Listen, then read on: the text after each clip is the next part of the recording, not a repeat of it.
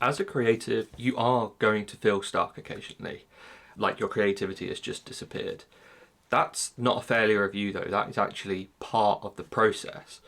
Creative block happens to everyone, and sometimes you're going to feel really personal and you can really put a lot of pressure on yourself, like you've lost your spark. But more often than not, the truth is, it's a combination of a few hidden things, such as mental fatigue and burnout, the fear of judgment, hunting after perfectionism, or just a lack of inspiration. Maybe you've been too focused. So creative block doesn't mean that you're broke. It means that you're just operating too high and your processing is too high. You have to remember that your brain isn't a machine.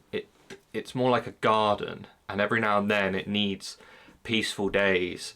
It needs to be nurtured, it needs to be watered, and it needs to rest. And there are lots of great ways that you can bring that rest. You can mix up your space, go for a long walk, get into a new environment, take a day off, schedule yourself some uncreative time, and allow yourself to doom scroll or read that book you've been meaning to, or watch that film that you've been meaning to, or try some new food. You can create a list of bad ideas, something that you know you're not really going to take too far, but it just gives you sort of an exercise to stretch your creative muscles. Set a timer for 5 minutes and work on something completely unrelated to what it is that you're trying to create. Sometimes the answer isn't pushing through, it's actually stepping back, stepping away, and that's the real skill. If you get stuck, it doesn't mean you're not creative. It just means that something's shifting and something needs to change.